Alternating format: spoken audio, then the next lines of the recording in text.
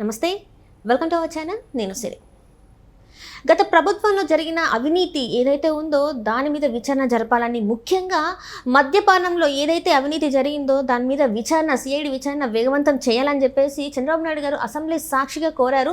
మరి దానికోసం అయితే ఈడీ సాయం కూడా తీసుకుంటారని తెలిపారు. మరి ఈ కేసు అంటే ఈ గత ప్రభుత్వంలో జరిగిన ఈ అవినీతి అక్రమాల గురించి ఇంకా ఎన్ని బయటికి రాకపోతున్నాయి, ఈ కేసు ఎంత త్వరగా మరి పూర్తి కాబోతుంది ఏంటనేది మనకి వివరించడానికి మనతో పాటు ఉన్నారు ప్రముఖ సీనియర్ జర్నలిస్ట్ దుర్గా కుమార్ గారు. నమస్కారం సార్. నమస్తే సిరి, మన వీక్షకులు కూడా నమస్కారం. సార్, మనం చూసాము గత 5 సంవత్సరాలు అసలు రాష్ట్రంలో ఇది జరిగింది ఇది జరగలేదని కాకుండా అన్నిట్లలో అవినీతి అక్రమాలు అయితే జరిగాయి. ముఖ్యంగా చూసుకుంటే ఈ మద్యపానం ఏదైతే ఉందో మనం చూసాం, ఎంత జరిగింది ఏంటి అనేది చూసాము. దీని మీద సిఐడికి అయితే విచారణ అంటే త్వరితగతిన ఇంకా విచారణ స్టార్ట్ చేయాలని చెప్పేసి అయితే చంద్రబాబు నాయుడు గారు అయితే ఆదేశాలు జారీ చేశారన్నారు. మరి ఎంత త్వరగా స్టార్ట్ అయ్యే అవకాశం ఉంది? ఇది ఎంత త్వరగా అనేది ఏం లేదమ్మా. ఇవాళ శాసనసభలో ఒక రెజల్యూషన్ తీర్మానం పాస్ చేశారు, ఆమోదించారు. ఏంటంటే విషయం, మద్యపానంలో జరిగినటువంటి లిక్కర్ స్కామ్, ఇందులో జరిగిన అవినీతి మీద సిఐడి చేత విచారణ చేయించాలనేది ఒక తీర్మానం ఆమోదించారు. ఇది చాలా పెద్ద కుంభకోణం. ఒక్క సిఐడి వల్ల అవుతుందని అనుకోలేము. దీనికి దర్యాప్తు చేయటానికి కావలసిన మిషనరీ అవసరమైతే ఎన్ఫోర్స్మెంట్ డైరెక్టరేట్ అంటే కేంద్ర నిఘా సంస్థల, దర్యాప్తు సంస్థల సహాయ సహకారాలు కూడా తీసుకోమని కూడా ఈ తీర్మానంలోనే ప్రవేశపెట్టినప్పుడు చెప్పారు. ఎందువల్లంటే దీని విస్తృతి పరిధి చాలా ఎక్కువ ఉంటుంది, చాలా సాంకేతిక అంశాలు ఇమిడి ఉంటాయి. వీటన్నిటినీ లోతుగా పరిశోధించి దర్యాప్తు చేసి నిగ్గు తేల్చాలంటే ఒక్క సిఐడికి ఉన్న అధికార యంత్రాంగం కానీ, వాళ్ళకు ఉన్నటువంటి సాంకేతికత కానీ, తర్వాత ఇతర దర్యాప్తు వీటిని ఏమంటాం మనం, ఫెసిలిటీస్, ఇన్వెస్టిగేటివ్ ఫెసిలిటీస్ అంటే వాటికి సంబంధించిన హంగులు సిఐడి దగ్గర పూర్తిగా ఉంటాయని మనం అనుకోలేము. అందువల్ల ఎన్ఫోర్స్మెంట్ డైరెక్టరేట్ వాళ్ళు ఇంతకంటే పెద్ద కేసులు ఇలాంటి వాటిని చేస్తారు. ఇది జాతీయ స్థాయి కుంభకోణం. యాక్చువల్గా ఇది ఆంధ్రప్రదేశ్లో జరిగినప్పటికీ దాని పరిధి, దాని యొక్క డబ్బులు ఎక్కువ ఇన్వాల్వ్మెంట్ కొన్ని వేల కోట్ల రూపాయలు ఉంది.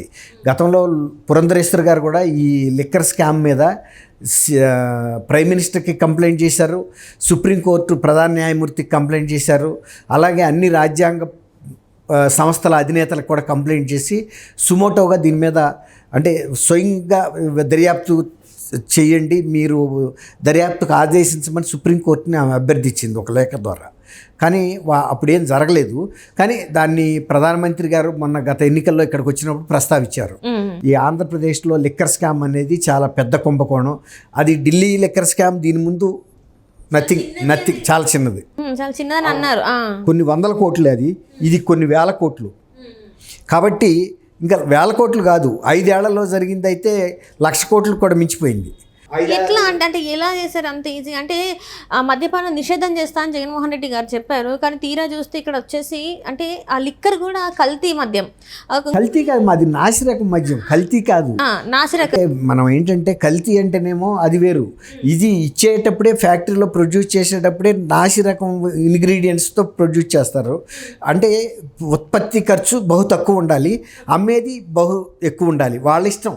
ఇప్పుడు అక్కడ ఒక క్వార్టర్ బాటిల్ 10 రూపాయలకి తయారైంది అనుకోండి, వీళ్ళు ఇక్కడ 300 కూడా అమ్ముకోవచ్చు, 250కి అమ్ముకోవచ్చు, వాళ్ళ ఇష్టం. కాబట్టి మార్జిన్ అనేది చాలా ఎక్కువ ఉంటుంది. అది ఉత్పత్తి చేయడానికి వాళ్ళు వాడిన పదార్థాలు కూడా నాసిరకం పదార్థాలు కాబట్టి అది ఆరోగ్యాన్ని దెబ్బతీస్తాయి.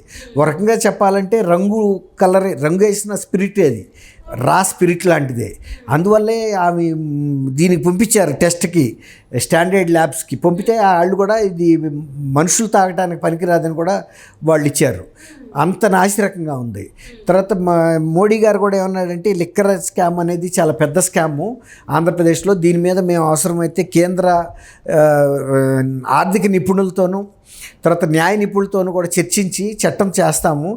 ఈ కుంభకోణంలో లబ్ధి పొందిన వాళ్ళ ఆస్తులు జప్తు చేయడానికి ఉన్న అవకాశాలను కూడా మేము పరిశీలిస్తామన్నారు. ఆల్రెడీ జగన్మోహన్ రెడ్డి గారు ఆస్తులు 45,000 కోట్ల రూపాయలు కేంద్ర జప్తులో ఉన్నాయి, కేంద్ర సంస్థలు. ఇప్పుడు ఈడీ, విజిలెన్స్, సిబిఐ వాళ్ళ జప్తులో. కాబట్టి అలాంటి చట్టం తయారు చేస్తానని అన్నారంటేనే ప్రైమ్ మినిస్టర్ గారి దృష్టికి కూడా దీని తీవ్రత వెళ్ళింది. ఇప్పుడు ఇవాళ శాసనసభ ఈ ఆమోదం పొంది తీర్మానం ఆమోదించింది కాబట్టి ఎక్కువ జాప్యం జరగటానికి లేదమ్మా.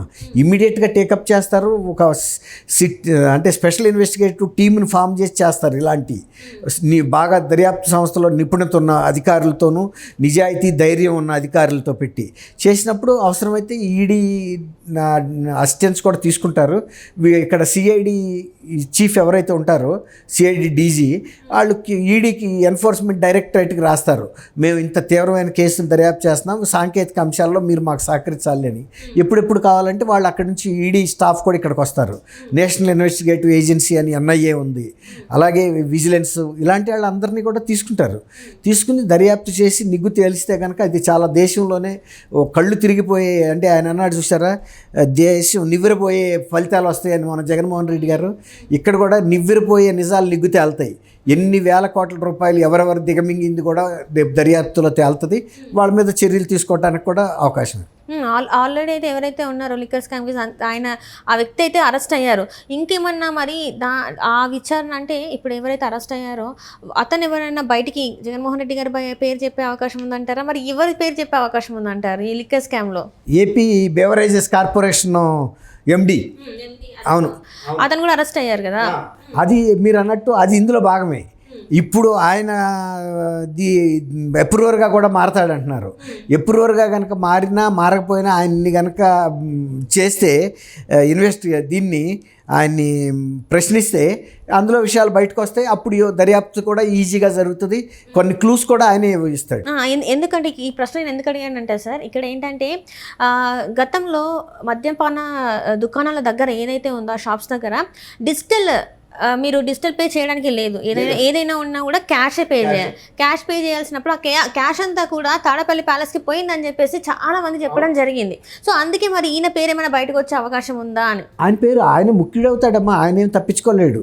ఎందుకంటే ప్రొక్యూర్మెంట్ చేసేదంతా బెవరేజెస్ కార్పొరేషనే. ఇందులో బెవరేజెస్ కార్పొరేషన్దే కీలక పాత్ర. దానికి ఎండీగా ఆయన సెంట్రల్ గవర్నమెంట్ నుంచి తీసుకొచ్చారు. ఆయన రైల్వేస్కి సంబంధించిన అధికారి తీసుకొచ్చారు. ఇప్పుడు ఆయన కనుక పోలీస్ ఇన్వెస్టిగేషన్లో ఆయన డ్రిల్ చేస్తే అన్ని విషయాలు బయటకు వస్తాయి. దాని వలన ఈజీ అవుతుంది. మొత్తం ఈ స్కామ్ ఎలా జరిగింది, ఎంత మ్యాగ్నిట్యూడ్, ఎంత తీవ్రం ఉంది, దీనికి ఎన్ని వేల కోట్ల రూపాయలు జరిగింది, అన్నీ వస్తాయి బయటికి, ఖచ్చితంగా బయటకు వస్తాయి. దీనిలో ఇప్పుడు మొన్న స్కిల్ డెవలప్మెంట్ కేసులో సీఎం చంద్రబాబు ఆ రోజు ఉన్నారని అరెస్ట్ చేశారు కదా. ఇప్పుడు ముఖ్యమంత్రికి తెలియకుండా అంత పెద్ద స్కామ్ జరగదు కదా. తర్వాత ఆ డబ్బులు ఎటు వెళ్ళినాయి అనేది కూడా మనకి తెలిసిపోతుంది. ఇక్కడ వాళ్ళు బెవరేజెస్ కార్పొరేషన్ కూడా చెబుతుంది ఎవరెవరు పొలిటీషియన్స్కి ఎంత ఇచ్చారు, ముఖ్యమంత్రికి ఎంత ఇచ్చారు, అన్నీ బయటకు వస్తాయమ్మా. ఇది చాలా క్లియర్గా బయటకు వచ్చే అంశం. ఇప్పుడు పాత కేసులతో పాటు జగన్మోహన్ రెడ్డి గారి పరిస్థితి అంటే పాత కేసుల్లో 10 సంవత్సరాలు ఇప్పుడు బెయిల్ మీద ఉన్నారు. ఇప్పుడు ఈ కొత్త కేసులు అసలు మరి ఈయన పరిస్థితి ఏందంటారు? అసలు ఈ వైసీపీ పార్టీ అనేది ఉంటుందంటారా ఉండదంటారా అసలు? మరి అది తర్వాత మాట. ముందైతే ఈ కేసులు దర్యాప్తులో మీరు అన్నట్టు వీళ్ళు అరెస్ట్ చేసి డబ్బులన్నీ కనుక కేసులు పెడితే ఇంకా బయటకు ఎట్ట రాగలుగుతారమ్మా? వాళ్ళకి సపోజ్ 7 సంవత్సరాలు 8 సంవత్సరాలు శిక్షలు పడినాయి అనుకోండి జగన్మోహన్ రెడ్డి గారికి, ఆయన మీద గతంలో ఉన్న కేసుల్లో. కానీ ఆయన రాజకీయ పార్టీకి అధ్యక్షుడిగా కొనసాగలేరు కాబట్టి పార్టీ అధ్యక్షుడిగా ఆయన తప్పుకోవాల్సి వస్తుంది. ప్రజల ముందుకు కూడా త్వరగానే వచ్చేస్తాయి ఈ కేసుల ఫలితాలు ఏంటనేది. కాబట్టి ఇవాళ ఢిల్లీలో వెళ్ళినప్పుడు ఆయన ఎవరు పట్టించుకున్న వాళ్ళు లేరు. ఎందుకంటే ఆయన అబద్ధాలు చెబుతున్నాడు, చాలా మోసపూరితంగా వ్యవహరిస్తున్నాడు అనేది అర్థమైపోయింది అందరికీ. Right sir. Thank you so much.